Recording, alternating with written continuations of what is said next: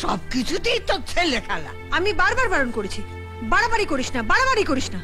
ওরা আমাদের অতিথি, আমরা কোনো কথা শোনে না। কিন্তু মা আমি তো। চুপ কর তুই। বাড়ির মান সম্মান সব একেবারে ডুবিয়ে দিল। এখন আমি রুনুর কাছে কি করে মুখ দেখাবো? ওকে বকে কি হবে, আগে ভাবো রুনু দাদের কি বলবে। কি আবার বলবো? গলবস্ত্র হয়ে ক্ষমা চাইতে হবে। আচ্ছা দাদা, রুনুদা তো অ্যানার জন্য পাত্র খুঁজছে, যদি। কি বলছো ঠাকুরপো? অ্যানা বিলেতে মানুষ, তেলে জলে মিশ খায়। হ্যাঁ খায়, তেলে জলে মিশ খায়, আলবাত খায়, তরকারিতে খায়। সরি রুনু, আমার ছেলের জন্য আমরা সবাই মিলে তোর কাছে ক্ষমা চাইছি। এমনটা আর কোনোদিন হবে না। নিশ্চয়ই হবে। তুই ঠিক করে দেবে নাকি কি হবে না হবে? মানে ভাগ্যিস তোর ছেলে ওই কাণ্ডটা ঘটিয়েছিল। আচ্ছা মা, আপনি বলুন, ভগবান কার সঙ্গে কার মিল করিয়ে দেন তা কি আগে থেকে বোঝা যায়? ওরে রাত যা করেছে সে তো ভগবানের কারসাজি রে। হ্যাঁ রে, ঠাকুর আমায় চোখে আঙুল দিয়ে পথ দেখিয়ে দিয়েছেন। ওদিকে দুর্গা খুঁজে পেয়েছে শিবকে, আর আমি আমার জামাইকে। আরে হাঁ করে দেখছিস কি বেটা? আয় আয়, মিষ্টি খা, মিষ্টি খা, মিষ্টি খা।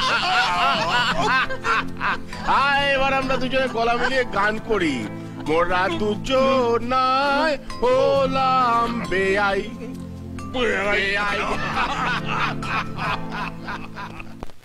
কখনো না, এ বিয়ে আমি কিছুতেই করতে পারবো না। তোমরা কি ভাবো বলো তো? কারোর সাথে 2 মিনিট হেসে কথা বললে তাকে বিয়ে করতে হবে? হ্যাঁ হবে। আমি যখন রাজের সঙ্গে বিয়েটা ঠিক করেছি তখন বিয়েটা করতে হবে। এত কাঠখড় পুড়িয়ে ইন্ডিয়া শিখে এমনি এমনি? মানে এই জন্য তুমি ইন্ডিয়া এসেছো? হ্যাঁ। আমার মতামতের কোনো মূল্য নেই তোমার কাছে? না নেই, বিয়ে করতে বলেছি, বিয়ে করবে ব্যাস। মা, তুমি একটু বাবাকে বোঝাও প্লিজ।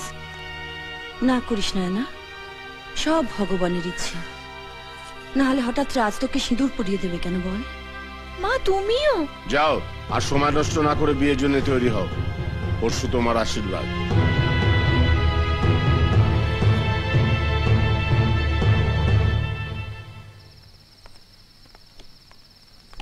হ্যালো দাদা। Hi Anna, enjoying India? Damn your India. আমি একটা প্রবলেমে ফেসে গেছি দাদা। কি? বাবা এখানে আমি নিয়ে এসে বিয়ে দেওয়ার জন্য জোর করে একটা বিয়েও ঠিক করে ফেলেছে। Wow, congratulations. এটা ইয়ার্কি মারার সময় নয় দাদা, তুই সিচুয়েশনটা বুঝতে পারছিস না। আমি আজ রাতেই ইন্ডিয়া থেকে পালাচ্ছি। আরে পাগলামি করিস না, তোকে যেটা বলছি সেটাই কর। হ্যাঁ গো, মেয়েটাকে জোর করা কি ঠিক হচ্ছে? শেষে যদি হিতে বিপরীত হয়ে যায়? আমি যা করছি ওর ভালোর জন্য করছি মায়া। রাজ ভালো ছেলে, ওকে সুখে রাখবে। অ্যানার যদি নিজের ভালো মন্দ বোঝার ক্ষমতা থাকতো তাহলে ওর কথা শুনতো। হ্যাঁ সেটা তো ঠিক। বাবা, আমি তোমার ডিসিশনটা মেনে নিচ্ছি, কিন্তু আশীর্বাদের আগে আমি একবার রাজের সাথে কথা বলতে চাই। হ্যাঁ বেশ, তো বল। রাজ, মেম সাহেব তুমি? তোমার সাথে কিছু কথা ছিল। হ্যাঁ বলো। তুমি জানো তো বাবা আমাদের বিয়ে ঠিক করেছেন? হ্যাঁ। সে ব্যাপারে তোমার সাথে কিছু কথা বলার ছিল। কেন, এই বিয়েতে তোমার মত নেই? না না, তা নয়, আমিও তোমায় বিয়ে করতে চাই। সত্যি? শুধু শুধু কি? দেখো, এখানে এসে আমি তোমার ফ্যামিলি, তোমার লাইফস্টাইল, তোমার কালচার সবকিছু দেখেছি, বাট বিয়ের আগে তোমারও তো জানা উচিত আমার লাইফস্টাইল কেমন, আমি কোন পরিবেশে বড় হয়েছি, তাই না? সেটা তুমি আমায় জানিয়ে দাও। এভাবে না, আমি এখানে এসে তোমায় জেনেছি। এবার আমি চাই তুমি আমার সাথে আমাদের দেশে চলো, দেখে বুঝে নাও আমি কেমন, তারপর আমরা বিয়ে করব। জোকু মেম সাহেব। Thank you. একই, ওকে চিনতে বিলেত যেতে হবে? এটা আবার কি ধরনের আবদার? না না, এটা আমার মোটেই সুবিধের লাগছে না। আহা, তুমি এত চিন্তা করছো কেন? রুনু আমার সব থেকে কাছের বন্ধু। ওর বাড়িতে গিয়ে রাজু কদিন থাকলে কি এমন মহাভারত অশুদ্ধ হবে? না না, রাজু যদি ওদের বাড়িতে বেড়াতে যেত আমার কিচ্ছু বলার ছিল না, কিন্তু ওইরকম একটা অদ্ভুত আবদার, আর তুমি অমনি মেম সাহেবের সঙ্গে ছেলের বিয়ে দিতে রাজি হয়ে গেলে। আরে অ্যানা যতই মেম সাহেব হোক, ওর মধ্যে একটা দিশি দুর্গা ঠাকুর আছে। দশমী দিন দেখলে না, রাজ বলতে কেমন শাড়ি পরে ফেললো। দেখো, একদিন শাড়ি পরা আর সারাটা জীবন গ্রামের বউ হয়ে কাটিয়ে দেওয়া এক কথা নয়।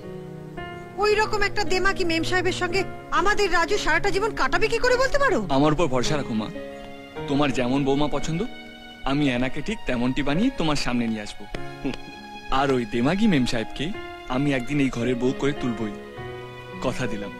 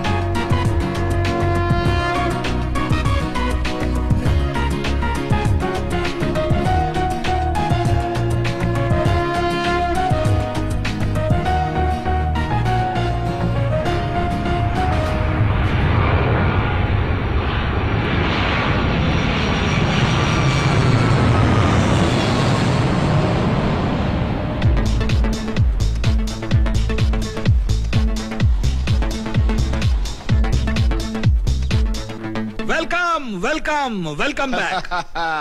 হাসছিস কি? আগে তোকে মিষ্টি খাওয়াবো, দাঁড়া। খা আরো আরো, পুরোটা খা, পুরোটা। আরে তুই তো ফাটিয়ে দিয়েছিস রে, আজ এই সমস্ত মিষ্টি তোকে খেতে হবে। শুধু আপনি মিষ্টি খাবেন না, আর আমরা সব বাদ যাবো। নিন। আরে খাবো বই কি, আজকে পুরো মিষ্টির দোকানটাই খেয়ে ফেলবো আমি। আচ্ছা, শুধু মিষ্টি খেলে চলবে? কত কাজ পড়ে আছে। আরে দাঁড়া তো, সব হবে, সব কাজ হবে। আগে সে হীরের টুকরো ছেলেটাকে একবার দেখি, সে কোথায়? ওই তো রাজ। নমস্কার।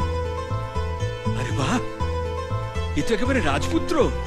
রুনু দারুণ মানাবে আমাদের অ্যানার সঙ্গে। আচ্ছা ঠিক আছে, এবার লাফালাফি বন্ধ করে রাজপুত্র আর রাজকন্যার বিয়ের জোগাড় যন্ত্রে হাত লাগা। আরে হবে। কেনাকাটা, কার্ড পছন্দ করা, নেমন্তন্ন করা, বিয়ে বলে কথা।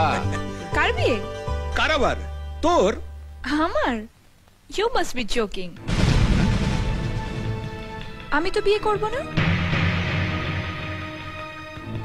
এসব কি বলছো তুমি? বিয়ে করবি না মানে? তোর আর রাজের তো আশীর্বাদ হয়ে গেছে। আশীর্বাদ? গিভ মি আ ব্রেক মম। তুমি মনে হয় ভুলে যাচ্ছ, আমি এদেশে বড় হয়েছি। ওসব আশীর্বাদ আমি বিশ্বাস করি না। অ্যানা, জানো তুমি কি বলছো? নিজের মুখে বিয়েতে রাজি হয়ে এখন এসব কথা বলছো? আমাদের কথা নয়, ছেড়ে দিলাম। রাজকে ইন্ডিয়া থেকে এত দূরে নিয়ে এসে তুমি ঠকাচ্ছ। কি করে ঠকাতে হয় সে তো তোমাদের দেখে শিখলাম। তোমরা আমায় ইন্ডিয়া নিয়ে গিয়ে ঠকিয়েছিলে, আর আমি তোমাদের এখানে নিয়ে এসে ঠকিয়েছি। সিম্পল। অ্যানা, আমরা যা করেছি তোমার ভালোর জন্য করেছি। এইখানেই তো তোমার সাথে আমার মিল বাবা। তুমি আমার ভালোর জন্য আমায় ঠকিয়েছো, আমিও আমার ভালোর জন্য রাজকে ঠকালাম। এই শুন, কি যাতা বলছিস? হ্যাঁ, রাজকে ঠকিয়ে তোর কি লাভ হলো না? ভগবানও তো অন্যায় ক্ষমা করবেন না। আর তোমরা যে আমায় ভুলি ভালি জোর করে বিয়ে দিচ্ছিলে, সেটা আমি কাকে বিয়ে করব না করব সেটা আমি ঠিক করব মা।